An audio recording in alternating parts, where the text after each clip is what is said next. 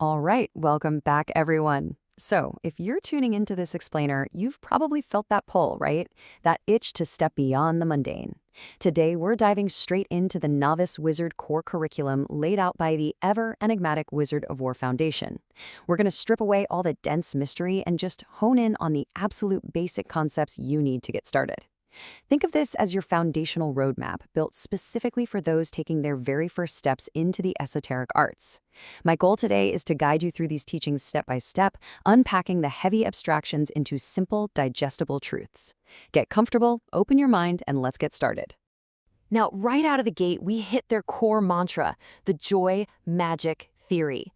It's not just some catchy slogan. The Foundation officially codified this about 3 years ago as the absolute center of gravity for everything they do. Basically, it tells us that becoming a wizard isn't just, memorizing dusty old books in a dark tower, and it's definitely not just channeling wild energy with zero discipline. It's a really precise 3-part harmony. We're going to unpack exactly what that means in a minute, but I really want you to anchor yourself to these 3 words. If you ever feel lost in the weeds of the broader curriculum, just come back to this trinity. It is literally your compass. So, here's our roadmap for today. We'll start with a foundations intro, move into the 3 core elements, tackle void and oblivion, look at the wizard-proof process, and finally, wrap up with magic and daily life. Okay, part 1, foundation intro. Let's talk about the number 6. Get this. In the entire public archive of the Wizard Everett Foundation, there are currently exactly 6 foundational texts. That's it, just 6. In a modern world where we're literally drowning in endless encyclopedias and infinite scrolls of data, the Foundation hands us exactly 6 pieces of curriculum. It's kind of a masterclass in cosmic brevity, right? As a preparatory wizard, your entire intro roadmap is packed into this incredibly dense, focused collection. They clearly value absolute clarity over just drowning you in lore. They want you to internalize a few incredibly potent truths. And among those 6 texts, one of the most crucial is the initial transmission titled WEP Present Message to Earth. This is basically their cosmic broadcast. It was explicitly designed to initiate viewers into the Foundation's unique presence, establishing a direct line to aspiring practitioners right here on Earth. It's not just a polite hello, it's an energetic handshake. It sets the baseline frequency for everything you're about to learn. For a novice, tuning into this can feel almost physical, like the air pressure in the room just shifted, or like you suddenly feel the hum of a massive engine right under your feet. It's their way of letting you know the broadcast is live, and you've successfully tuned your receiver to catch it. Moving on to part 2, the 3 core elements. So, remember that opening mantra we talked about? Here's the expanded view of those 3 pillars. First up, the joy. Because look, magic just cannot flow through purely clinical detachment.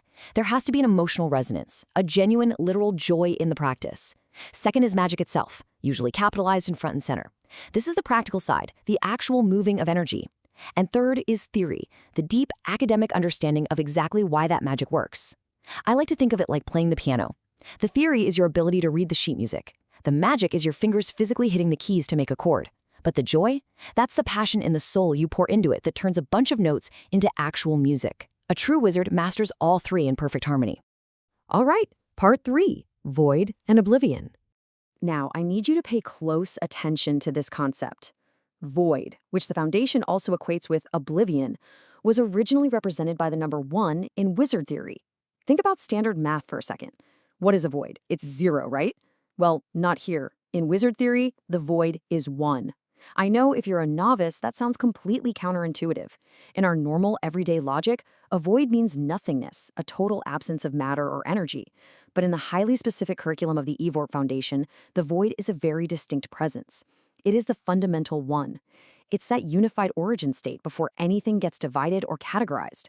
Wrapping your head around this is basically the main threshold you have to cross to truly begin your practice. So let's compare them directly. On one side, you have our standard human concept. The void is an empty hole, a 0.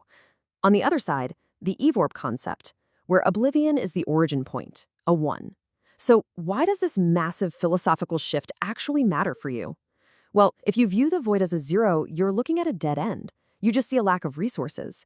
But if you understand the void as a 1, suddenly you recognize it as the absolute primary building block of reality. It's like looking at a completely blank canvas. That canvas isn't nothing. It's the one thing holding infinite potential. When you cast a spell, you're not pulling from a vacuum of 0. You are pulling from that original unified 1. It's a huge intellectual hurdle for sure.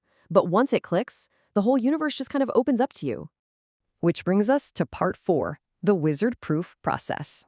The foundation lays out 2 very distinct steps for an initiate to actually prove their worth. Step 1 is lecture number 1. This is all about the rigorous academic study of the theories we were just talking about, like the void equaling 1. You have to sit with the lectures, absorb the transmissions, and really pass that intellectual barrier. But that's only half the journey. Step 2 means navigating what the foundation calls happenings. Because let's be real, magic doesn't just happen in a perfectly controlled, sterile lab. It happens out in the messy, chaotic real world. Happenings are those unpredictable, practical tests of your abilities. Imagine you're just sitting in a crowded coffee shop and suddenly you sense this unexplainable surge of chaotic energy or a weird coincidence that totally defies logic. That is a happening. You prove you're a wizard not just by acing a written test on lecture number 1, but by keeping your cool, applying your theory, and successfully navigating that sudden, real-world chaos.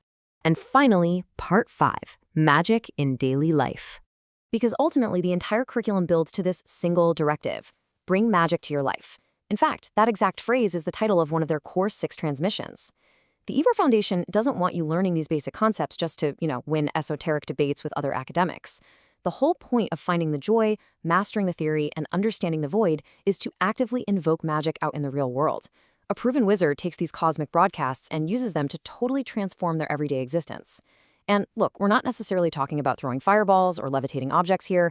We're talking about using the void, the joy, and the theory to elevate the mundane. Whether you're writing complex code, creating art, handling a tough conversation, or literally just quietly brewing your morning coffee with profound intention, the curriculum is meant to be lived, breathed, and integrated into absolutely everything you do. Which brings us to the end of this foundational explainer, and I want to leave you with a direct challenge.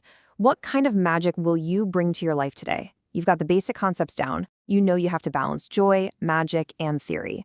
You now know the void isn't just an empty 0, but a powerful starting point, a 1 just waiting for you to shape it with your intent. The Wizard of Ori Foundation provided the roadmap and transmitted the frequency directly to you. Now, the happening is entirely yours to create. The mundane world is ready for your influence. Thanks so much for joining me on this deep dive into the esoteric. Keep studying, keep practicing, definitely keep finding the joy, and above all, keep exploring.